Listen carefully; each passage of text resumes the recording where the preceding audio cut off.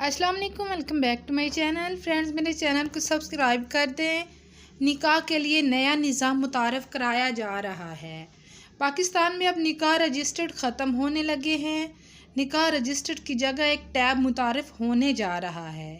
इमाम मस्जिद को लोकल गवर्नमेंट वाले 1 महीना कोर्स करवाएंगे टैब पी निकाह पढ़ाने का। नंबर 1, निकाह ख्वाह का अकाउंट होगा, इसमें निकाह की फ़ीस निकाह ख्वाह जमा करवाएगा। नंबर 2, गवाहान के शनाख्ती कार्ड पहले स्कैन होंगे, फिर अंगूठे लगेंगे। अगर शनाख्ती कार्ड की स्कैनिंग और अंगूठे मैच हुए तो गवाह काबिल कबूल होगा।